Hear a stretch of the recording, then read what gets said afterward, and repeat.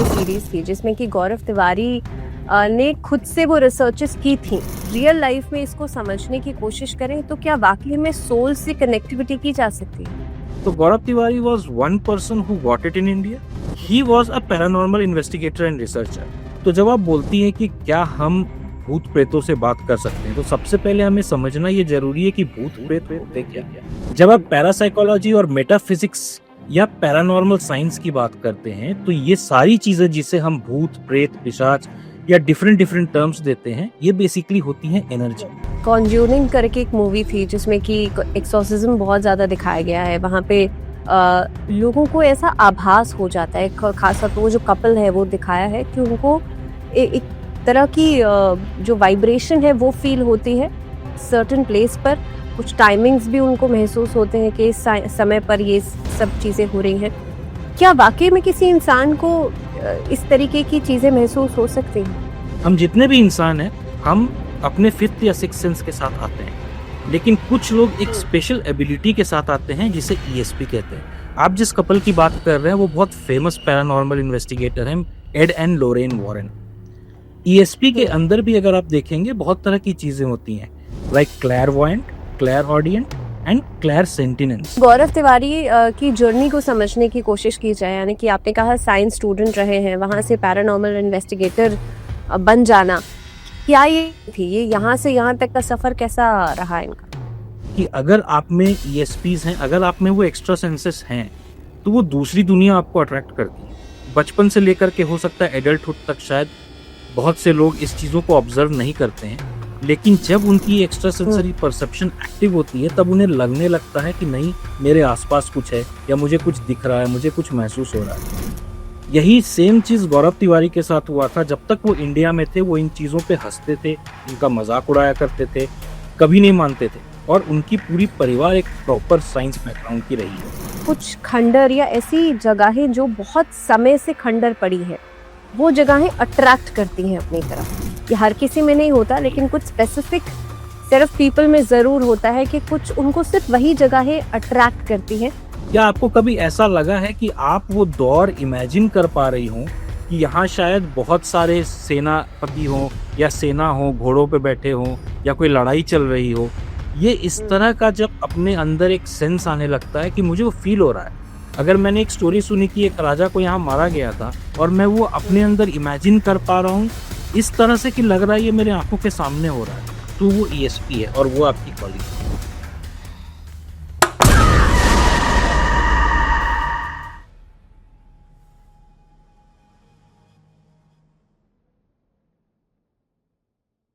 जुड़े रहे आप लोग टाइम्स मंत्रा के साथ। आप चैनल को सब्सक्राइब कीजिए, वीडियोस को लाइक कीजिए। लगातार हमसे जुड़े रहना चाहते हैं तो बेल आइकन को प्रेस करके आपको नोटिफिकेशन मिलता रहेगा जब भी कोई नया वीडियो अपलोड होगा। हमारे साथ आज डॉक्टर राहुल कुमार हैं, who is a parapsychologist. Sir, a very warm welcome. Thank you Bhavna ji. Sir, parapsychology एक बड़ा ही इंटरेस्टिंग सब्जेक्ट है। सबसे पहले इसी को समझते हैं, आगे हम बढ़े और मैं आपसे आगे और सवाल करूं, लेकिन सबसे पहले पैरासाइकोलॉजी को समझते हैं। क्या है ये सब्जेक्ट? सो पैरासाइकोलॉजी एक, जब हम साइकोलॉजी पढ़ते हैं तो साइकोलॉजी के बियॉन्ड कोई चीज होती है तो उसे हम पैरासाइकोलॉजी कहते हैं। It is basically a study of experiences. इसमें हम ईएसपीज वगैरह, जिसे हम एक्स्ट्रा सेंसरी परसेप्शन कहते हैं, जो ह्यूमन ब्रेन में एक ऐसी चीजें देखी जाती हैं, उस पर स्टडी होती है। जो वेरी फेमस एग्जांपल मैं देना चाहूंगा, university of Virginia in USA, जहाँ पे डिवीजन ऑफ परसेप्चुअल डिपार्टमेंट या स्टडीज की गठन किया गया, जिसके थ्रू इस पे बहुत सारे ह्यूमन रिसर्चेस, ह्यूमन एक्सपेरिमेंट्स हो रहे हैं to study about ESPs and other things. तो सर, पैरासाइकोलॉजी तो हमने समझ लिया, लेकिन अभी एक रिसेंटली अभय करके सीरीज थी जिसमें कि गौरव तिवारी ने खुद से वो रिसर्चेस की थी। इससे क्या लगता है, यानी कि अगर हम रियल लाइफ में इसको समझने की कोशिश करें तो क्या वाकई में सोल से कनेक्टिविटी की जा सकती है? तो मैं पहले गौरव तिवारी की बात करूं। गौरव तिवारी इंडिया के सबसे पहले पैरानॉर्मल इन्वेस्टिगेटर एंड रिसर्चर रहे हैं जिन्होंने इस सब्जेक्ट को इंडिया को इंट्रोड्यूस कराया। अगर आप पास्ट उठा के देखें तो पैरानॉर्मल रिसर्च या पैरासाइकोलॉजी, इस तरह की सारी चीजें वाज अ वेस्टर्न कल्चर, क्योंकि ये हाईली डोमिनेटेड होती हैं चर्चेस के थ्रू। आप जहाँ पे डिमनोलॉजी एंड अदर थिंग्स एग्जॉर्सिज्म वगैरह देखती हैं। इंडिया में ये हुँ, हाल फिलहाल में पिछले 15-20 साल में ये आई है और ये फेमस हुई है। तो Gaurav Tiwari was one person who got it in India and he was a paranormal investigator and researcher. तो जब आप बोलती हैं कि क्या हम भूत-प्रेतों से बात कर सकते हैं, तो सबसे पहले हमें समझना ये ज़रूरी है कि भूत-प्रेत होते क्या हैं? जब आप हुँ, पैरासाइकोलॉजी और मेटाफिजिक्स या पैरानॉर्मल साइंस की बात करते हैं, तो ये सारी चीज़ें जिसे हम भूत, प्रेत, पिशाच या डिफरेंट डिफरेंट टर्म्स देते हैं, ये बेसिकली होती हैं एनर्जी। किसी की भी इंसान की बॉडी या जानवर की या पेड़-पौधे की बॉडी में आपको एनर्जी मिलती है, जिसे कॉमन साइंटिफिक टर्म में इलेक्ट्रोमैग्नेटिक फोर्स या इलेक्ट्रोमैग्नेटिक फील्ड कही जाती है। आज भी हुँ, अगर आप कोई एक ईएमएफ डिवाइस लेकर के अपने आस-पास रखें, तो आपको दिखेगा कि उसपे कंटीन्यूअसली एक ग्रीन लाइट जलती है, क्योंकि ये आपके बॉडी से एमिटेड इलेक्ट्रोमैग्नेटिक फोर्स होता है, जो कांस्टेंट हमारे बॉडी से निकलता है। हुँ, लेकिन अगर हम साइंटिफिकली ही इसे देखें, तो साइंस ये भी कहता है कि energy can neither be created nor it can not be destroyed, right? तो ये जो एनर्जी हमारे बॉडी में है, जब हमारा ये शरीर खत्म हो जाता है, तो इस एनर्जी का होता क्या है? It is obviously released into the atmosphere. तो ये इलेक्ट्रोमैग्नेटिक पैकेट्स के रूप में एटमॉस्फेयर में रिलीज़ होती हैं। डिफरेंस सिर्फ इतना होता है, जो पैरासाइकोलॉजी कहता है कि इसमें आपकी मेमोरीज़ और आपकी बहुत सारी यादें इसमें जुड़ी होती हैं, जिसके वजह से ये कनेक्शन पॉसिबल है। बहुत बार जो आपने हुँ, देखा है पैरानॉर्मल इन्वेस्टिगेटर्स को बातें करते हुए, हुँ, ये एक्चुअली ऐसा नहीं है कि कोई अंधविश्वास है या बस ब्लाइंड फेथ है कि आपने डिवाइस ली और आपने बात करनी शुरू कर दी। इसे एक स्पेसिफिक टर्म दिया गया है, इंटेलिजेंट कम्युनिकेशन। ये इंटेलिजेंट कम्युनिकेशन होता है जब आप मोस्ट प्रोबेबली दूसरी दुनिया में अगर कोई है, अगर सोल एग्जिस्ट करती है, तो आप उसे कहते हैं कि आप हमें अपनी प्रेज़ेंस दिखा सकते हैं। और जब आप ये बातें करते हैं, तभी आपको वो लाइट जलती दिखती है। क्योंकि अगर हुँ, ये एक बेसिक इलेक्ट्रोमैग्नेटिक इंटरफेरेंस होगा, तो अगर मैं कोई डिवाइस रखूँ, तब तो वो कांस्टेंट चलना चाहिए ना। देन मैं कह सकता हूँ कि वहाँ पे कोई इलेक्ट्रोमैग्नेटिक लीक है या कोई इलेक्ट्रोमैग्नेटिक सर्ज है। लेकिन जब आप क्वेश्चन करते हैं, आपको तभी रिस्पॉन्स मिलता है। अगर आप शांत रहते हैं, वो डिवाइसेज़ भी शांत हुँ। रहती हैं। इसी को इंटेलिजेंट कम्युनिकेशन कहते हैं। तो सर ये तो आपने कहा कि वेस्ट का एक तरीका है इन रिसर्चेस को आगे बढ़ाने का या एक मेथड है। लेकिन अगर इसको हम कंपेयर करें अपने हिंदुइज़्म के साथ, यहाँ पे क्या तरीका है? अगर यहाँ पे सोल्स या आत्माओं से कनेक्शन बनाना चाहे कोई भी, तो मुझे याद है पहले में वो कैंडल्स लगा के and they used to bring कुछ ऐसा सर्टेन एक पिक्चर सी बनाई जाती थी और उसपे वो लोग कैंडल्स रख के और अ, वो कनेक्शन बनाते थे। कितना डिफरेंस है या किस तरीके से अलग है ये? देखिए, ये जो आपने बोला इसे हम सिएंस कहते हैं। एक सिएंस की हुँ, सेशन होती है जिसमें कैंडल्स रख के या वीजी बोर्ड भी आप बोल सकते हैं। इंडिया में बहुत हाँ। लोग इसे प्लैंचेट के नाम से जानते हैं। तो ये एक तरह की गेम है, एक बोर्ड गेम है जिसे की जाती है जहाँ पे क्वेश्चन आंसर के सेशंस होते हैं एंड देन आपको रिस्पॉन्स मिलता है।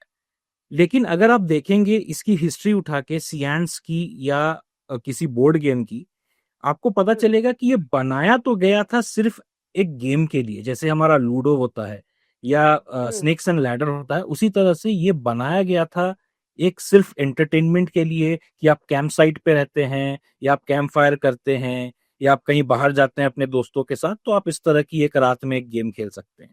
लेकिन हुँ, धीरे-धीरे क्या हुआ, कुछ लोगों ने रिपोर्ट करना शुरू किया कि जब हम ये गेम खेलते हैं, तो हमें एक्चुअल में कुछ चीज़ों का अनुभव होता है। ये जो प्लैंचेट बीच में होती है ट्रायंगुलर शेप की, वो एक्चुअली अपने आप मूव करती है। लेकिन इस पे भी बहुत सारे रिसर्च हुए जहाँ पे देखा गया ऑटोमोटर इफ़ेक्ट काम आता है। अगर आप मेडिकली इसको देखें, ऑटोमोटर इफ़ेक्ट हुआ जिसमें अगर आपने बहुत देर तक अपनी उँगली एक जगह रखी है, तो कहीं न कहीं हुँ, आपका ब्रेन उसे खुद से खिसकाने की कोशिश करता है, करेक्ट? लेकिन कुछ चीज़ें ऐसी थी, कुछ एग्ज़ाम्पल्स ऐसे हैं जिसका आज भी कोई आंसर नहीं है। जैसे एक सिएंस एक बहुत फेमस केस है वेस्टर्न वर्ल्ड में हुआ है ये। जहाँ पे एक हुँ, सिएंस टेबल पे की गई थी and the entire table up went upside down, हवा में ही वो अपसाइड डाउन हो गया। ओके। इस पे इसकी आपको बहुत सारी स्टडीज़ मिल जाएँगी या इसके ऊपर बहुत सारे न्यूज़ आइटम्स, आर्टिकल्स मिल जाएँगे, लेकिन इसका आज तक कोई सॉल्यूशन नहीं निकला कि हुआ क्यों? कोई नहीं जानता है। तो सिएंस एक मीडियम हो सकता है दूसरी दुनिया से बात हुँ, करने का, ये मैं हुँ, बिलीव करता हूँ। लेकिन मैं ये नहीं कहता हूँ कि अगर आप सियांस करेंगे, आप प्लानचेट सेशन करेंगे तो आपको 99.9% आप कनेक्ट कर पाएँगे। हुँ। 1% शायद कनेक्ट कर पाएँ। 99.9% जो होता है वो या तो ऑटो मोटर इफ़ेक्ट है या आपकी ब्रेन ही आपके साथ वो कुछ खेल कर रही है। सर रिसेंट में अभी अगर मूवीज़ की हम बात करें तो मूवीज़ में बहुत ज़्यादा दिखाया जाता है।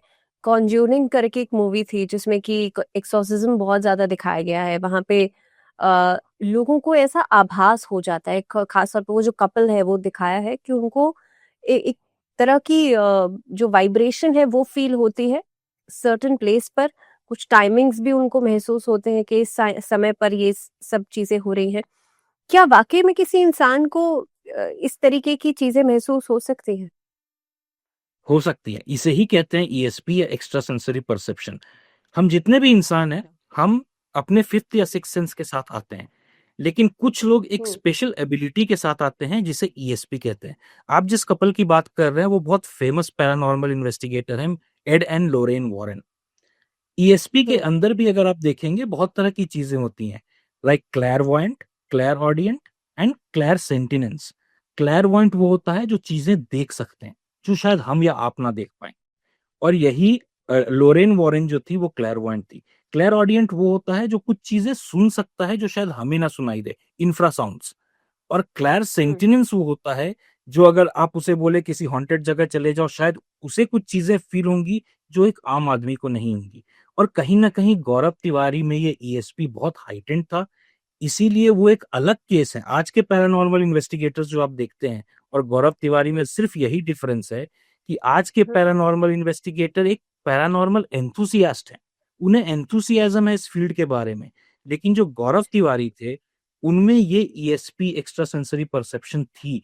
इसीलिए वो पायलट होते हुए, वो साइंस बैकग्राउंड से होते हुए जहाँ वो इनिशियली बिलीव नहीं करते थे, उनकी हुँ, जब ये चीज़ें जागी, तो उन्हें लगने लगा कि नहीं, कुछ तो है और लेट्स गो एंड स्टडी। तब उन्होंने इसकी स्टडी की और तब उन्होंने जाना कि नहीं, कुछ तो परे है इस दुनिया के और फिर हुँ। इंडिया आकर के उन्हें रिसर्च शुरू किया।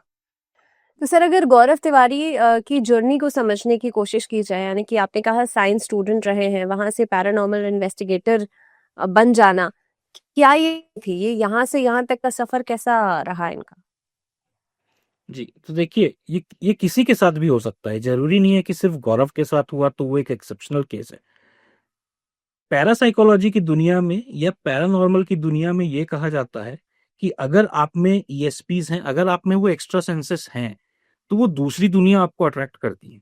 बचपन से लेकर के हो सकता है एडल्टहुड तक शायद बहुत से लोग इस चीज़ों को ऑब्ज़र्व नहीं करते हैं, लेकिन जब उनकी एक्स्ट्रा हुँ, सेंसरी परसेप्शन एक्टिव होती है, तब उन्हें लगने लगता है कि नहीं, मेरे आस-पास कुछ है या मुझे कुछ दिख रहा है, मुझे कुछ महसूस हो रहा है।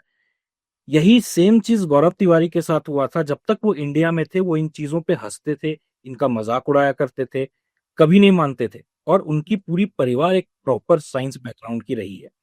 जब वो यूएस जाते हैं हुँ, अपना पायलट लाइसेंसिंग लेने के लिए, वहाँ पे वो जिस अपार्टमेंट में रहते हैं, उस अपार्टमेंट से कुछ घटनाएँ ऐसी शुरू होती हैं, जो उन्हें डिस्टर्ब करती हैं। धीरे-धीरे वो उसमें डीपली इन्वॉल्व्ड होते हैं, तब वो जब रिसर्च करते हैं, तो उन्हें पता चलता है आईएमएचएस करके एक इंस्टीट्यूट है, जहाँ वो अपनी पायलट लाइसेंसिंग छोड़ हुँ, के वो आईएमएचएस जॉइन हुँ। करते हैं और इसी इंस्टीट्यूट से उन्होंने मेटाफिज़िक्स और पैरासाइकोलॉजी का कोर्स किया 3 साल का और ये करके वो फिर इंडिया लौट करके वो शुरू करते हैं। तो ये जब यूएस गए तो कुछ ट्रिगर किया जिसके वजह से इनकी ईएसपी जो है वो हाइटेंड हुई और तब उन्हें पता चला कि नहीं मेरे में शायद कुछ एक्स्ट्रा चीज़ें हैं, मैं शायद इन आत्माओं की या इन लोगों की मदद कर सकता हूँ।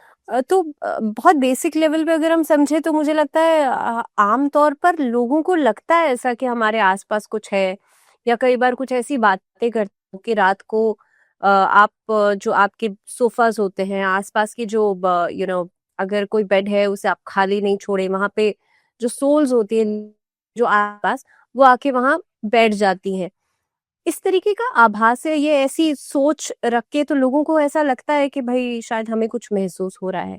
लेकिन उसको उस इंटेंट तक लेकर के जाना कि हाँ, हम हमारे अंदर वाक़ई में वो ईएसपी है, जो आपने कहा सेंसरी पावर्स या फिर अ, वाक़ई ही में इन चीज़ों को महसूस कर सकता हूँ या कर सकती हूँ।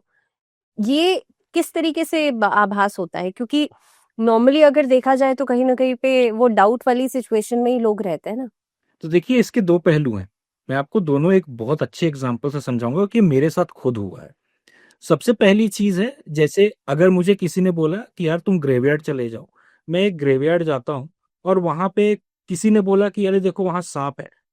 अगर 2-3 लोग बोलते हैं वहाँ साँप है, तो मुझे भी लगेगा वहाँ साँप है, जबकि वो बेल्ट है, हुँ, वो साँप है नहीं। क्योंकि अंधेरे में कहीं न कहीं आपके देखने की क्षमता, समझने की क्षमता और ऑलरेडी डर है कि मैं ऐसे जगह पे हूँ, वो कहीं न कहीं कम हो जाती है। हाँ, तो हम वही बिलीव हाँ, करते हैं। इसको बोलते हैं कि जो लोग कह रहे हैं वही मानो, तो वही होता है। और एक दूसरा चीज़ है जो आपने हुँ, बोला कि कभी-कभी घर में लगता है कि यार कोई है बगल में या कहीं से कोई देख हुँ, रहा है। तो ये इसको डिफरेंशिएट कैसे करना है कि ये चीज़ें आपके साथ लगातार होंगी।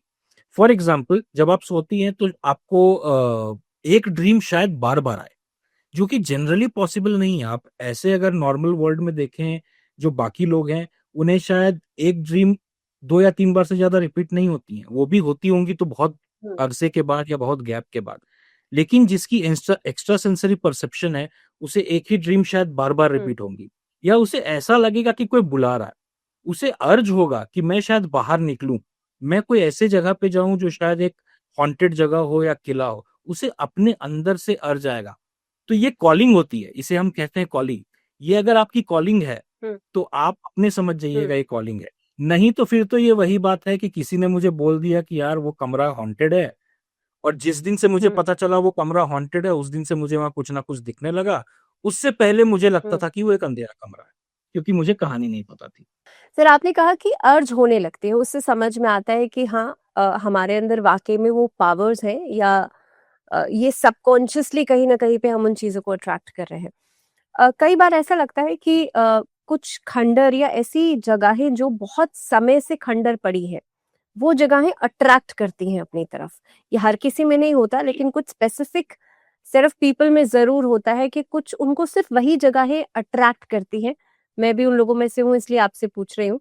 और वहाँ जाकर अंदर जाकर देखने का कई बार मन करता है कि यहाँ पे हुआ क्या है? क्या हादसा हुआ? और अंदर की एनर्जीज़ कैसी हैं?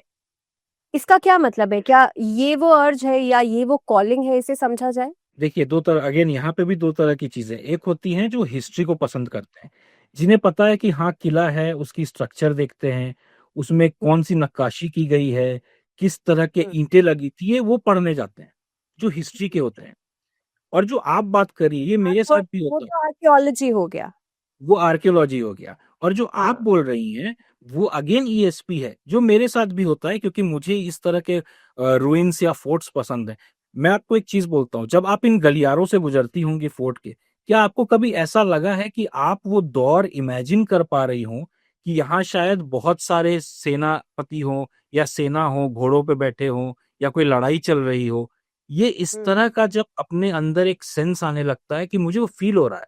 अगर मैंने एक स्टोरी सुनी कि एक राजा को यहाँ मारा गया था और मैं वो हुँ। अपने अंदर इमेजिन कर पा रहा हूँ, इस तरह से कि लग रहा है ये मेरे आँखों के सामने हो रहा है, तो वो ईएसपी है और वो आपकी कॉलिंग है। यहाँ पे सर मैं इसको एनएलपी से समझने की कोशिश करूँगी। आपने सुना होगा न्यूरो लिंग्विस्टिक प्रोग्राम। जी। वो भी कहीं न कहीं पे ब्रेन की जो हमारा सेंसरी पार्ट्स होते हैं उस पर काम करता है। एनएलपी से कैसे डिफरेंट है पैरासाइकोलॉजी या कहीं न कहीं पे उसका एक पार्ट या डिवीज़न हो सकता है? एनएलपी जो है, ये किसी भी बच्चे में या किसी भी इंसान में बाय बर्थ नहीं होता। इसकी आपको ट्रेनिंग लेनी पड़ती है, इसको सीखना पड़ता है, आपको अपने ब्रेन को कंडीशन करनी पड़ती है। लेकिन हुँ, एक्स्ट्रा सेंसरी परसेप्शन आपको बाय बर्थ होता है। डिफरेंस ये है हुँ, कि आपको बचपन से शायद ना पता हो या अगर बचपन में भी आपको कुछ ऐसी चीज़ें दिखती हो या फ़ील होती हो, तो लोग बच्चा समझ के टाल देते हैं। आपने सुना होगा, बहुत से बच्चे इमेजिनरी फ्रेंड्स बनाते हैं, हुँ, करेक्ट? तो उन बच्चों को यस। ये इमेजिनरी फ्रेंड्स पेरेंट्स को लगता है यार उसके इमेजिनरी फ्रेंड है, छोड़ दो। लेकिन ये हुँ, बच्चा शायद किसी को सेंस कर पा रहा है, कोई एनर्जी को सेंस कर पा रहा है, जिसे उसने अपना दोस्त बनाया है। और कुछ केसेस ऐसे भी देखे गए हैं, जहाँ राइट इंटरवेंशन उस समय अगर नहीं दी गई हो, तो ये कहीं न कहीं एक हादसा भी हो सकता है आगे चल के। इसीलिए बच्चे खास करके जो होते हैं बहुत ईएसपीज़ जो होती है ना, उनको बहुत जल्दी पता चल जाती है कि वो ये सब चीज़ देख सकते हैं, सुन सकते हैं और बड़े होके हुँ। कहीं न कहीं यही लोग इस तरह की फील्ड्स में जाते हैं। अगर आप किसी भी ऐसे इंसान से पूछिएगा, बचपन की उसकी कोई ना कोई एक हिस्ट्री रही होगी या कहानी रही होगी। हुँ। सर हम एक्सोर्सिज्म की बात करेंगे। उसमें अक्सर मूवीज़ में देखो, चाहे Conjuring was the I think best movie two discuss this, क्योंकि वहाँ पे बहुत एग्ज़ैक्टली दिखाया गया है कि कहाँ से जो इविल फोर्सेस हैं उनका एक टारगेट होता है, क्योंकि उनका भी अंदर कहीं न कहीं पे कुछ मोटिव होता है कि ये काम करवाना है। क्या एक्चुअल लाइफ में भी यही चीज़ होती है कि जो भी इविल फोर्सेस हैं, या इसमें भी ऐसा होता है कि good ones and evil ones? Good ones and evil ones, अगर आप एनर्जी के हिसाब से पूछे तो मैं नहीं मानता। लेकिन अगर आप स्पिरिट की बात करें जो हमारे ग्रंथों में लिखे गए हैं राक्षसों के बारे में या बाइबल के हुँ, हिसाब से डेमन्स के बारे में लिखा गया है, तो शायद हो सकता है। मैं आपको एनर्जी के हिसाब से साइंटिफिकली इसको बताता हूँ। कोई भी हुँ, एनर्जी जो इलेक्ट्रोमैग्नेटिक फोर्स होती है, जो बॉडी से निकलती है, हुँ, वो न्यूट्रल होती है। वो अच्छा। पॉजिटिव और नेगेटिव तभी बनती है वो जब किसी इंसान के कांटेक्ट में आती है। फॉर एग्जाम्पल, अगर एक इंसान बहुत डिप्रेस्ड है, वो बहुत हुँ, थका हारा है अपनी लाइफ से, और वो किसी हॉन्टेड लोकेशन पे जाता है जहां पे शायद कुछ एनर्जीज हैं। अगर वो उस एनर्जी के कांटेक्ट में आएगा तो वो और डिप्रेस्ड होगा, क्योंकि मेटाफिजिकल वर्ल्ड में ये कहा जाता है, मेटाफिजिक्स में, कि same pole attracts and opposite जो है वो इधर इधर उधर जाते हैं। लेकिन फिजिक्स हुँ, में ऐसा नहीं है। फिजिक्स में नॉर्थ और साउथ अट्रैक्ट होता है, राइट? हुँ, यहाँ पे इसीलिए कहा जाता है, आपने सुना भी होगा या देखा भी होगा, कि जो हुँ, बीमार हैं या जो बहुत लो ऑन एनर्जी हैं या जो डिप्रेस्ड हैं, उनको हॉन्टेड हुँ, लोकेशंस नहीं जाना चाहिए, क्योंकि वो हुँ, और ज्यादा डिप्रेस्ड हो जाएंगे। ये भी हो सकता है अनफॉर्चुनेटली कि शायद वो कुछ गलत कदम उठा ले इसके बाद, हुँ, क्योंकि एक एनर्जी आपको इतना डिमोटिवेट कर सकती है। एंड सिमिलरली जब हुँ, हम मंदिर जाते हैं या हम किसी जगहों पे जाते हैं जहाँ पॉजिटिविटी है, हमारे साथ हुँ, पॉजिटिविटी होती है, तो एनर्जी एक इंसान के मेंटल स्टेटस और उसके कंडीशन के हिसाब से एक्ट करती है। हुँ, तो पॉजिटिव और नेगेटिव की जो आप बात कर रही हैं, वो मैं कैसे देखता हूँ एक एनर्जी को, उसके ऊपर है। हुँ। लेकिन इसी में अगर स्पिरिट्स की बात की जाए, जो कि आपने कहा कि हमारे ग्रंथों में भी मेंशन्ड है, क्योंकि कोई भी एनर्जी अगर किसी ह्यूमन कांटेक्ट में आएगी तभी उसका कोई टारगेट या कोई उसका गोल होगा, क्योंकि जी। ऐसा कहा जाता है ना, जिन लोगों की कम उम्र में डेथ हो जाती है या फिर अकाल मृत्यु हो जाती है, उनके मन में कुछ ऐसी इच्छाएं उनकी रह जाती हैं जो पूरी नहीं हुई, या कुछ अधूरे काम रह जाते हैं, वो शायद मरने के बाद भी कहीं ना कहीं पे उसे पूरा करने की कोशिश करते हैं। जी। तो जिस स्पिरिट्स की हम बात करते हैं, आपने बहुत सारे नाम सुने होंगे। स्पिरिट्स में भी आत्माएँ होती हैं, चुड़ैल होती हैं, हम्म, पिशाच होते हैं। अलग-अलग हम्म, कैटेगरी है इनकी, और हर कैटेगरी, ये कैटेगरी देने के पीछे रीज़न रहा है। लेकिन आपने सही कहा, ये बनते कौन हैं? ये बनते वही हैं जिनकी अनटाइमली डेथ हुई है। कुछ हम्म, ना कुछ उनका अटैचमेंट रह गया हो फिजिकल वर्ल्ड से। क्योंकि अगर आप कृष्ण की कही हुई गीता में जो श्लोक उन्होंने कहा है, अगर वो आप जाके पढ़ती हैं, गीता पढ़ती हैं, तो उसमें लिखा है, मोक्ष पाने के लिए हमें धरती से हर तरह के कनेक्शन तोड़ने होते हैं। कोई भी मटेरियलिस्टिक कनेक्शन हमारा अगर रह जाएगा तो मोक्ष नहीं हम्म, मिलेगा। इसीलिए अगर आज मैं कुछ चाहता हूँ कि मैं आगे चल के 20 साल बाद कुछ करना चाहता हूँ, लेकिन अगर मेरी हम्म, अनटाइमली डेथ हो जाती है, क्योंकि मैं वो हम्म, अचीव नहीं कर पाया, मैं लिंगर हम्म, अराउंड करूँगा, मैं घूमूँगा, मैं चाहूँगा कि किसी तरह से वो पूरा हो, और इसी वजह से मैं उस जगह को हॉन्टेड करूँगा। कोई भी आएगा, अच्छा। उससे मेरी प्रेज़ेंस फ़ील होगी। हम्म। तो वो उस प्लेस में अटक के, अब जैसे मैं एक एग्जांपल आपको दूंगी, मसूरी में अब तो आईटीसी ने उसको टेक ओवर कर लिया, होटल सवॉय जो है, वो बहुत ही फेमस एक हॉन्टेड ऐसी जगह है। उसका कुछ पार्ट जो है, वहाँ कहा जाता है कि एक फीमेल के घूमने की आवाज आती है, क्योंकि उसको वहां से लटका के मार दिया गया था, और ये बहुत ही फेमस वहाँ की स्टोरी है। क्या ऐसे ही कई और जगहों की भी स्टोरीज हैं? भानगढ़ किला है, उसको बहुत हॉन्टेड बताया जाता है, अलग अलग जगहें हैं। क्या लोग उसी जगह पर कैद होके रह जाते हैं, वो स्पिरिट्स उससे बाहर नहीं जा पाती, यानी कि जो भी उनका मोटिव है या जिस कंडीशन में भी उनकी डेथ हुई, तो दैट मीन्स एक दिमाग में एक अधूरी इच्छा है, और कहीं ना कहीं पे उस समय पर उस जगह के साथ एक अटैचमेंट भी रहा, तो क्या वो उतनी ही जगह में रहेंगी, बाहर नहीं जा पाएंगी?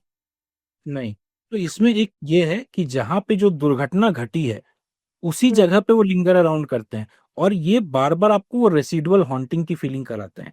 रेसिडुअल हॉन्टिंग क्या होता है कि कोई चीज़ घटित हुई है और कुछ हम्म। 50 या 100 साल बाद जब आप वहाँ जाती हैं, तो आपको वो चीज़ें या तो महसूस होती हैं वापस या दिखती हैं। जैसा आपने बोला कि किसी के चीखने-चिल्लाने की आवाज़ सुनाई देना, पायलों हम्म। का आवाज़ सुनाई देना। मैं हम्म। इससे बेटर एग्ज़ाम्पल देता हूँ, आप अगर अंडमान निकोबार जाएँगी, आप वहाँ सेंट्रल जेल जाएँगी। सेंट्रल जेल में अंग्रेज़ों के समय जो चीज़ें हुई थी, वो आज भी रातों को बहुत से लोगों को फ़ील होता है, वो चीखने-चिल्लाने की आवाज़ें सुनाई देती हैं।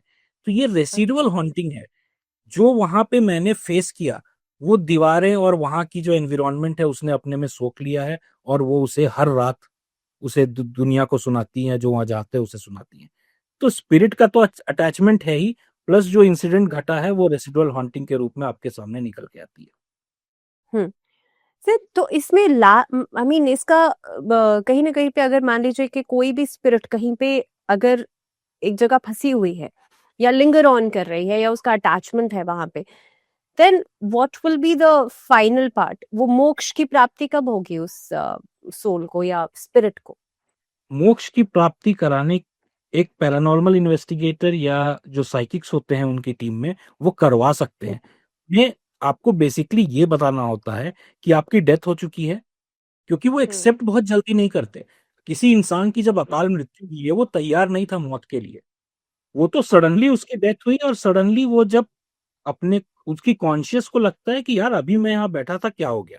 या अभी मैं गाड़ी में ट्रैवल कर रहा था, एक्सीडेंट हो गई, क्या हुआ? मेरे आस-पास के ओके। लोग मुझे क्यों नहीं सुन पा रहे हैं? मैं किसी से बात हम्म। करने की कोशिश कर रहा हूँ, वो जवाब क्यों नहीं दे रहे? वो देख क्यों नहीं रहे? क्योंकि उसे ये हम्म। समझ ही नहीं आ रहा है कि वो एक स्पिरिट बन चुका है या सोल है। तो वो आपसे कोशिश करता है और यहीं पे कहीं न कहीं इस तरह की स्पिरिट्स जब फ्रस्ट्रेट होती हैं, तो वो अपना प्रेज़ेंस दिखाने की कोशिश करती हैं कि यार मुझे सुन लो। और ओके। पैरानॉर्मल इन्वेस्टिगेटर्स के पास वो क्यों खींची चली आती हैं? क्योंकि अगेन ये ईएसपी के वजह से क्लैरऑडिएंट जो मैंने बोला, ये कहीं न कहीं वो इंफ्रासाउंड सुन सकते हैं या कुछ वो चीज़ें आभास कर सकते हैं, जो आम लोगों को शायद ना हो। इसीलिए उनके तरफ अट्रैक्टेड होती हैं। लेकिन वो रहती ओके। वहीं हैं, जहाँ ये इंसिडेंट हुआ है। जी।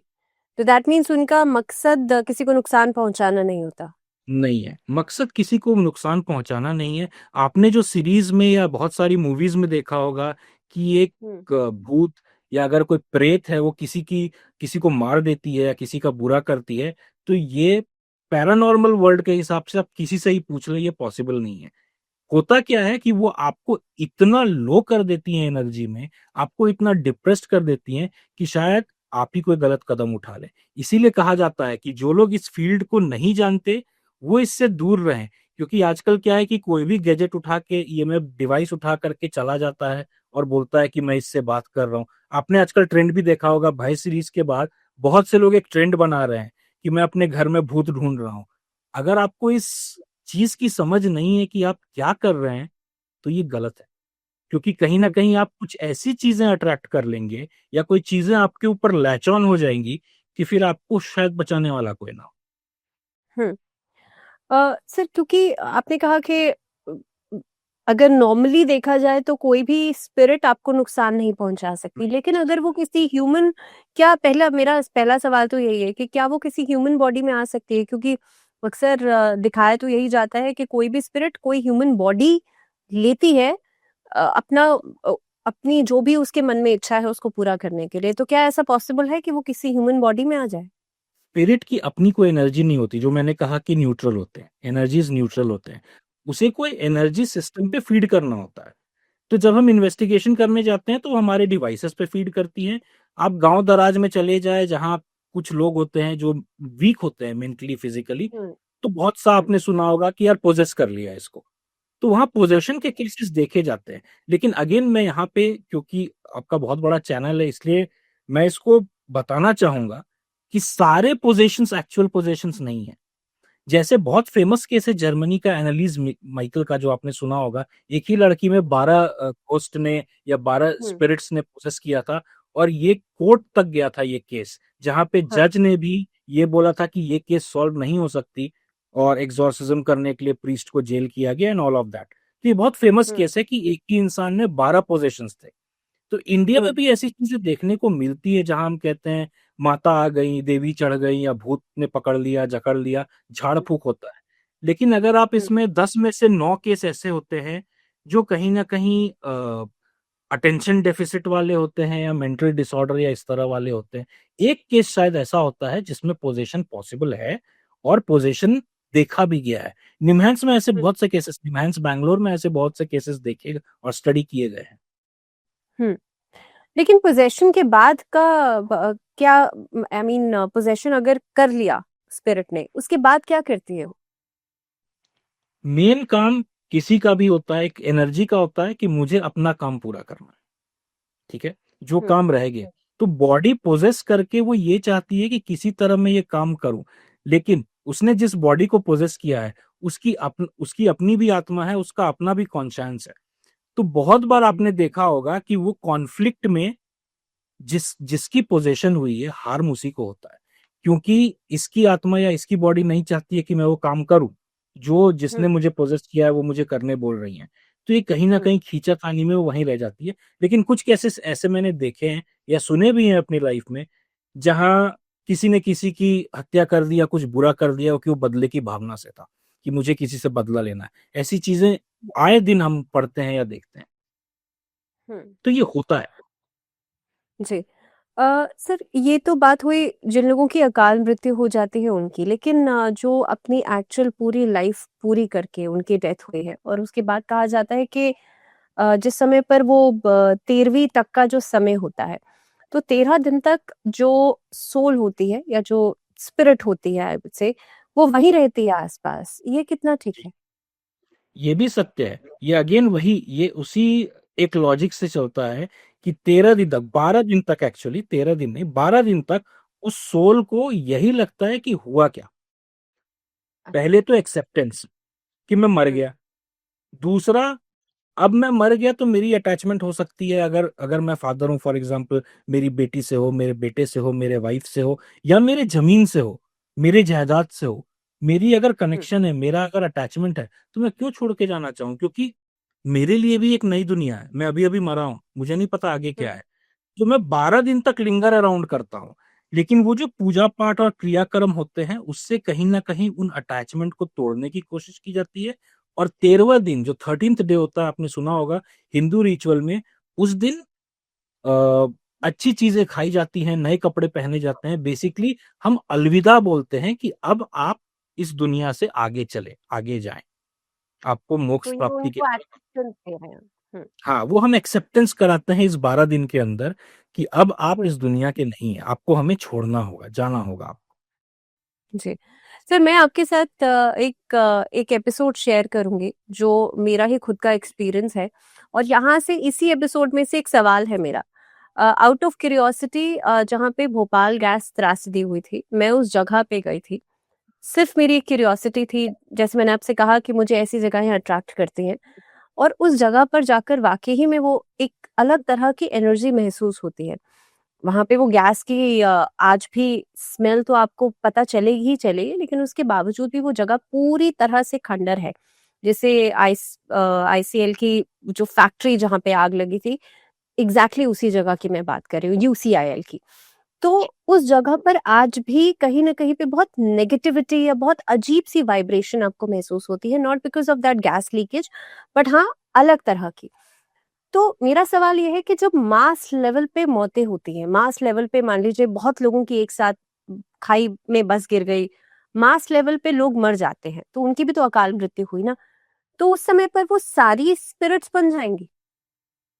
जी हाँ, या भोपाल गैस क्योंकि त्रासदी की बात की जाए तो वो तो लाखों मौतें एक साथ हुई थी, और कहीं न कहीं पे बहुत पेनफुल मौतें थी। तो जितने एक्सीडेंट्स वाले केसेस आप देखती हैं, या चाहे वो एक्सीडेंट हो या कोई नेचुरल डिजास्टर भी हो, आप उत्तराखंड चले जाएं, जितने ये भूस्खलन वगैरह होते हैं, आपने हुँ, सुना होगा, कहीं ना कहीं लोग ये बातें करते हैं कि यार रात में हमें हाईवे पे कोई दिखता है, या जहाँ भूस्खलन हुआ था वहां पे चीखने चिल्लाने की आवाजें आती हैं। रिसेंट एग्जांपल लेता हूँ अहमदाबाद एयर क्रैश का। आज उस जी, लोकेशन पे जाए और वहां की आप हालत देखें, वहां रात में वहां से कोई गुजरना नहीं चाहता है, क्योंकि आज भी लोगों को वो नेगेटिविटी फील होती है, वो फील होती है वो दर्द, जो दर्द लोगों ने देखा है। तो इन हुँ, त्रासदियों में क्या होता है बेसिकली, जो दर्द जिसके थ्रू वो सारे लोग गए और मरे, वो हुँ, दर्द उस हवा में, उस एनवायरनमेंट में, उस जगह पे अगेन वो एज़ अ रेसिडुअल हॉन्टिंग आपको बार-बार दिखेगा। अगर आप स्पेसिफिकली आप में ईएसपी हाइटेंड है, तो आपको फ़ील होगी। आप अहमदाबाद वाले क्रैश वाले जगह पे कभी विज़िट कीजिएगा, अगर आप में ईएसपी है, आपको गर्माहट फ़ील होगी। आपको लगेगा वहाँ हुँ, तप रहा है चारों तरफ। तो ये अच्छा। एक सामूहिक हॉन्टिंग होती है। सबकी अकाल मृत्यु थी कि कोई प्रिपेयर नहीं था, सभी हँसते-खेलते सब ट्रैवल कर रहे थे, सडनली एक्सीडेंट हो गया या कोई अपने धार्मिक यात्रा पे था, भूस्खलन हो गया। कोई तैयार नहीं था इस मौत के लिए, लेकिन वो मौत हुई हुँ, और वो दर्दनाक मौत हुई, बहुत ग दर्दनाक। हुँ, तो वो वहाँ पे रहते जी, हैं, उनकी एनर्जी बहुत रहती है और जहाँ सामूहिक इस तरह के हादसे होते हैं या सामूहिक लोग मरते हैं, वहाँ की एनर्जी बहुत नेगेटिव और बहुत हाई होती है। जी। सर, यहाँ पे क्योंकि हम एक मास लेवल पे इस तरीके की त्रासदी की बात कर रहे हैं, कहीं न कहीं पे अगर मान लीजिए किसी को वो प्रेज़ेंस फ़ील होती है, तो उसके बाद ये कहा जाता है हिंदू कल्चर में तो ये कहते हैं ना कि आप हनुमान चालीसा का पाठ कर लीजिए या आप भगवान की तस्वीरें लगा लीजिए। क्या इससे कुछ प्रोटेक्शन हो सकता है? यानी कि अगर मान लीजिए हनुमान चालीसा का जिस जगह पे पाठ किया जाए, तो उसमें तो खुद ही कहा गया है कि भूत पिशाच निकट नहीं आवे। तो वाक़ई में ऐसा होता है कि एनर्जीज़ आस-पास नहीं आएँगी? होता है।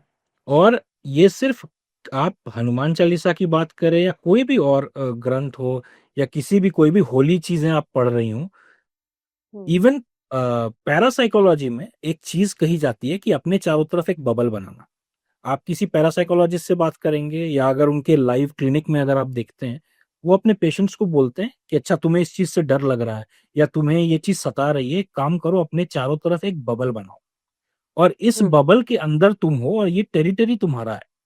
हमेशा ये बोलते रहो या ये जप करते रहो, दिस इज़ माय टेरिटरी, इसमें बिना मेरे परमिशन के कोई नहीं घुस सकता और कोई मुझे हार्म नहीं कर सकता है। ये बार-बार आप बोलो, तो आप देखोगे जो चीज़ें आपको डिस्टर्ब कर रही थी, वो डिस्टर्ब करना बंद कर देंगी। क्यों? क्योंकि हुँ, ये एक तरह का सेल्फ पोज़ेशन है। मैंने अपने आप को पोज़ेस कर लिया, मैंने अपनी टेरिटरी मार्क कर दी, तो मैं किसी भी एनर्जी को अब डिफ्लेक्ट करूँगा। ये सेम चीज़ आप चाहे हनुमान चालीसा पढ़ें या कोई और मंत्र पढ़ें, ये भी वही चीज़ करते हैं। एक पॉज़िटिविटी क्रिएट करते हैं, एक पॉज़िटिव ऑरा क्रिएट करते हैं, जिससे कोई भी बुरी चीज़ डिफ्लेक्ट होती है। हुँ। और अगर ख़ास तौर पे कई-कई घरों में ऐसा कहा जाता है, कुछ वास्तु एक्सपर्ट से मेरी बात हुई। उन्होंने कहा कि कुछ घरों को जो स्पिरिट्स होती हैं वो पोजेस कर लेती हैं। उसके बाद अलग-अलग मेथड से चाहे आई डोंट नो कि एक्सॉर्सिज्म इंडिया में कितना पॉपुलर है लेकिन वेस्टर्न कंट्रीज़ में तो है ही। उसके बाद वो पूरा एक मेथड करके उन स्पिरिट्स को वहाँ से निकाला जाता है। इस पूरे प्रोसेस की बात करें तो क्या वाक़ई में अगर किसी स्पिरिट को किसी जगह से निकाल दिया जाए तो वो वहाँ दोबारा नहीं आ सकती? जी हाँ, ये होता है। आप जिस एक्सॉर्सिज़्म की बात कर रही हैं, इंडिया में तंत्र है, मंत्र है, बहुत सारी अलग चीज़ें हैं।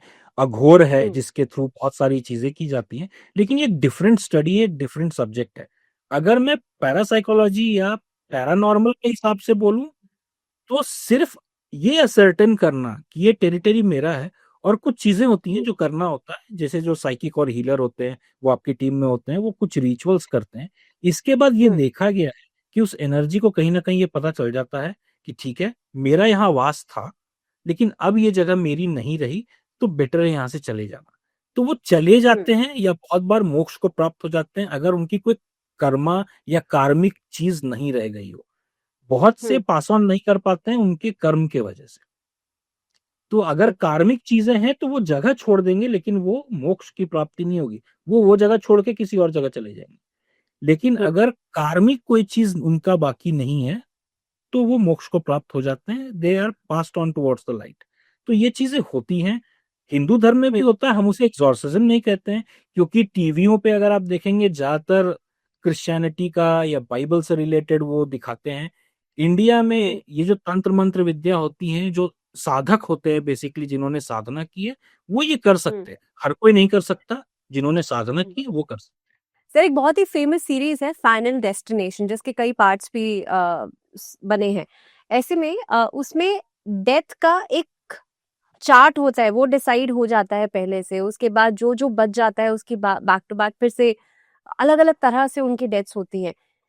क्या वाकई में डेथ का ये जो यू नो एक प्ले चार्ट है वो इस तरीके से ही डिसाइड होता है? अ, मेरे हिसाब से तो मूवीज को मूवीज तक ही रखनी चाहिए, क्योंकि आपने देखा होगा कि अगर डेथ किसी की लिखी है और होनी है तो वो होती ही है। तो जी। लेकिन उसमें एक बहुत इंटरेस्टिंग चीज है जो मुझे लगता है लोगों को पता चलनी चाहिए। प्रीमोनिशन जो है वो एक तरह का ईएसपी है, जिसमें आपको हम्म, पहले से आभास हो जाता है कि आगे शायद कुछ होने वाला वहां है। कुछ होने वाला है। कुछ होने वाला है। और ये यूनिवर्सिटी ऑफ वर्जीनिया में इंटरेस्टिंगली इस चीज पे यूएस मिलिट्री के ऊपर कुछ ट्रायल्स किए जा रहे हैं कि क्या उन्हें पहले से ये सेंस हो सकता है कि कहाँ बॉम्ब लगे हैं या दुश्मन कहाँ अटैक करने हम्म, वाले हैं।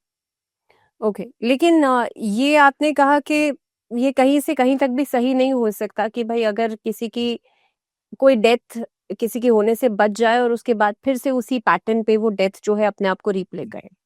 जी नहीं। जी। जी। आपने तंत्र मंत्र की बात करी थी। नागा साधु जो होते हैं वो पिंडदान करते हैं अपना ही, और जी। इस प्रक्रिया को किस तरीके से समझा जा सकता है? ऐसे में क्या कोई सोल कॉन्ट्रैक्ट है या किस तरीके की जो प्रक्रिया है वो रहती है, क्या प्रोसेस रहता है? देखिए, नागा साधु और जो अघोरी होते हैं, जो अघोर विद्या में मास्टर करते हैं, इन लोगों इन ये लोग जो होते हैं, ये लोग एक अलग किस्म के आप बोल सकते हैं साधक होते हैं, या अलग किस्म के साधु होते हैं। इनकी जो हम्म। साधना होती है वो हमारे जो वेदों में लिखा गया है उससे कहीं अलग हटके है। इसीलिए आपने अघोर खास करके देखा होगा, जो अघोरी होते हैं वो इस तरह की चीजों को ज्यादा प्रैक्टिस करते हैं। जो आपने हम्म। अभी कहा, खुद का पिंड दान करना, या और भी बहुत सारी चीजें हैं, जैसे वो इंसान के खोपड़ी में चीजें पीते हैं, किसी हम्म। लाश के उसके। तो इस तरह की जो चीजें बताई गई हैं उनका अपना कहीं ना कहीं कोई मीनिंग है। जो अघोर से रिलेटेड जो लोग हैं, अगर आप कभी उनसे बात करेंगे तो बहुत डीपली हम्म। इसको बताते हैं और फॉलो भी करते हैं। तो हो सकता है कि वो जो चीज फॉलो कर रहे हैं, वो जो कल्ट फॉलो कर रहे हैं, शायद उसमें ऐसी कुछ चीजें होती हूँ। ऐसे में सर आजकल तो बहुत ट्रेंड है कर्ण पिशाचनी या बहुत लोअर फॉर्म ऑफ सिद्धि जिसे कहा जाता है, जो कि आपको इस पावर तक पहुंचा देती है कि आपको पहले से ये कहा जाए, उसको दूसरा नाम कह दिया जाए कि भाई पहले से आभास हो जाता है खुद से ही, या फिर वो कान में आके आपको बता देती है। और उस साधना को करने का भी जो तरीका है वो बहुत मुश्किल है कि कुछ दिन की साधना आपको करनी पड़ती है। अपने आप को जितना ज्यादा आप गंदा रखेंगे और कई प्रोसेस से गुजरना पड़ता है। ऐसे में ये वाली जो सिद्धियां हैं, या शुरुआत में भी आपने पिशाचनी या भूत प्रेत अलग अलग नाम दिए थे, ये क्या किस तरीके से कैटेगराइज किया गया है इनको? देखिए, इसकी कैटेगरी आपको किसी भी आप वेद या कुछ भी ग्रंथ उठा के देखेंगे उसमें भी है। ये जो आपने अभी कहा कि अपने आप को गंदा रखना और कान में आके कुछ, ये अगेन अगर हम इसको साइंटिफिकली देखें या पैरासाइकोलॉजी के हिसाब से देखें तो ये कहीं ना कहीं मैच करता है। आप जितने अपने आप को अपनी एनर्जी लो रखेंगे, अपने आप को उस तरह से रखें कि नेगेटिविटी आपके तरफ अट्रैक्ट हो, तो वो हम्म। नेगेटिव फोर्सेस को आप अट्रैक्ट करके कहीं ना कहीं नेगेटिव फोर्सेस जो हैं, हो सकता है वो आपको शायद कुछ दिखाएं, कुछ आभास कराएं, कुछ बताएं। और हम्म। इसके बाद वो जिसको दिखा रही है उसके ऊपर ये डिपेंड करता है कि वो इसको कैसे लेता है। किसी भले के लिए यूज करता है या अपने ऊपर ही कुछ हानि करने के लिए यूज करता है, ये उसके ऊपर है। लेकिन ऐसी चीजें होती हैं। रही बात डिफरेंट कैटेगरीज की, तो देखिए हर एक चीज, स्पिरिट्स जो हो गए, जो प्रेत आत्माएं हो गई, प्रेत किसे कहा गया है? प्रेत योनि होता है, प्रेत किसे कहा गया है? प्रेत वो होते हैं जो अनटाइमली, जो मैंने अभी कुछ देर पहले हमने बात की थी, अनटाइमली डेथ जिसकी होती है वो प्रेत होते हैं। हम्म। अनटाइमली डेथ हुई है किसी भी रीजन से। लेकिन एक जो पिशाच और पिशाचिनी होते हैं, अगर आप इसको थोड़ा डीपली स्टडी करेंगे तो ये वो होते हैं जो टॉर्मेंटेड सोल्स होते हैं। अब टॉर्मेंटेड सोल्स क्या हुए? उनकी डेथ तो हुई है, आकस्मिक मौत थी, लेकिन बहुत ही ब्रूटल तरीके से डेथ हुई है। तो वो उस अच्छा। तरह के लोग जो हैं वो पिशाच और पिशाचिनी कहा गया है कैटेगरी। ऐसा नहीं है कि हम उन्हें पिशाच और पिशाचिनी बोलें, लेकिन जो हम्म। कैटेगराइज किया गया है वो इसी तरह का। इसी तरह से एक और कैटेगरी है जो आप शायद मुस्लिम्स में देखते हैं, जिन जिन्नात की बात की जाती है। ये हाँ जी। कुछ इस तरह के लोग होते हैं जो कहीं ना कहीं आपको भ्रमित करते हैं, आपसे कुछ ना कुछ काम करवाने के लिए आपको खुश करते हैं और फिर अपना जो भी उनका काम है वो करवाते हैं। एक एग्जांपल लूंगा, अगर मुझे बहुत ज्यादा पैसों की जरूरत है और अगर मैं हम्म। किसी जिन जिन्नात को के सामने जाके ये बोलूं कि मुझे ये पैसे चाहिए, शायद मुझे अगले 2-3 दिन में, 1 सप्ताह में वो पैसे आ जाएंगे, लेकिन वो पैसे होंगे मेरे ही परिवार के किसी एक इंसान के मृत्यु के एलआईसी के। तो ये ओके। इस तरह से काम करते हैं। तो ये अलग-अलग कैटेगरी आप हर धर्म में देखेंगे दिया गया है, और अगर हर धर्म इस बात को कह रहा है, तो कहीं न कहीं हुँ, कोई तो सच्चाई है। जी। अ, कई बार आपने जिन की बात की तो ये कहा जाता है कि रात के समय पर आप इस तरीके की खुशबू या परफ्यूम्स या कोई भी सेंट लगा कर के बाहर नहीं जाना है, बाल खुले रख के बाहर नहीं जाना है, या ऐसी इस तरीके की जो हॉन्टेड जगहें होती हैं या खंडर जगहें होती हैं उसके आसपास से भी आप बाल खुले रख के मत जाइए, फीमेल्स के लिए कहा जाता है, परफ्यूम लगा कर के मत जाइए। ये कितना ठीक है? क्या ऐसी चीजों से किस तरीके से अट्रैक्ट होती हैं ये? इसमें सच्चाई है, क्योंकि आप पैरानॉर्मल इन्वेस्टिगेशन के रूल्स भी अगर देखेंगे, तो ये हम्म। 100% ट्रू है जहाँ कहा जाता है, और ये सिर्फ लेडीज़ के लिए नहीं है, ये इवन जेंट्स के लिए है, कि आप अगर किसी कब्रिस्तान या किसी ऐसी जगह जा रहे हैं जो श्मशान घाट है, वहाँ परफ्यूम हम्म। लगा के ना जाएँ। क्योंकि परफ्यूम कहीं न कहीं एक फ्रेग्रेंस जो होता है, वो अट्रैक्ट हम्म। करती है किसी भी एंटिटीज़ को, और आप ये नहीं जानते हैं कि वो एंटिटी कौन है। अगेन जो मैंने अभी क्लासिफिकेशन बोला, इसमें से कोई भी एंटिटी हो सकती है। जो प्रेत होते हैं, वो हार्मलेस होते हैं, क्योंकि उन्हें कोई लेना-देना नहीं है, लेकिन आपने प्रेत के अलावा किसी और को अगर अट्रैक्ट कर लिया, तो बहुत हम्म। पॉसिबिलिटी है वो आप पे लैच कर जाएँ। इसीलिए सेंट लगाना, इवन ये तक बोला जाता है जब लोग इन्वेस्टिगेशन या हॉन्टेड लोकेशन पे जाते हैं, कि आप हम्म। कोई अल्कोहल का सेवन करके ना जाएँ, कोई आप सिगरेट पी के ना जाएँ, क्योंकि कहीं न कहीं आपकी अंदर की ऑरा को, आपकी प्यूरिटी को ये हार्म करता है, और एक विंडो ओपन करता है जिसके थ्रू वो आप पे लैच हो सके, या आपकी एनर्जी को वो डाउन करता है जिसकी वजह से वो आप पे फीड कर सके। इसीलिए ये सब ओके। चीज़ें मना। जी। तो सर अगर खास तौर पे आपने पहले भी बताया कि पूजा पाठ करना घर में या पॉजिटिविटी इस तरीके से लेकर के आना कि आप मंत्र चांट कर सकते हैं, लेकिन मान लीजिए कि किसी के घर में इस तरीके की कोई स्पिरिट है और they are you know clueless कि अब क्या करना चाहिए, तो किसी पैरानॉर्मल इन्वेस्टिगेटर को बुलाना चाहिए या फिर घर में पूजा पाठ करके भी खुद से हवन आदि या मंत्र आदि करके भी इन सब चीजों से छुटकारा पाया जा सकता है? इसमें 3 चीज़ें हैं, 3 स्टेप्स हैं। जो सबसे पहली हम्म। स्टेप है वो खुद पहला पहल करना। जो सबसे पहला पहल है वो कुछ बेसिक चीज़ें हैं जो अगर हम घर पे करें, तो शायद हम्म। अगर कोई नज़र या कोई आत्मा या कुछ भी बुरी चीज़ें हैं वो घर पे वो चली जाएँगी।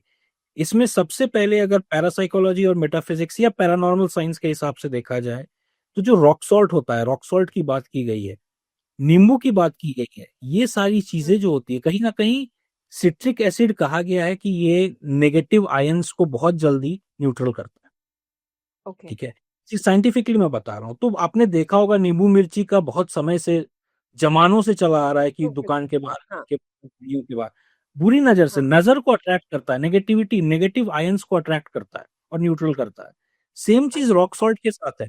अगर मेरे शरीर में मेरी कोई चक्रा आप ले लें, या मेरे जो एनर्जी साइकिल है वो ठीक नहीं है, अगर मैं रॉक हम्म। सॉल्ट से नहा लूँ, तो मुझे इमीडिएटली इमीडिएटली एक बार नहाने के बाद ही इमीडिएटली कुछ हल्का और रिलैक्स फील होगा। और अगर मैं सप्ताह में 3 दिन करूँ, तो धीरे-धीरे लोग ये देखना शुरू करेंगे कि जो उनके आस-पास अजीबो-गरीब चीज़ें हो रही है, वो कहीं न कहीं धीरे-धीरे खत्म होने लगती हैं।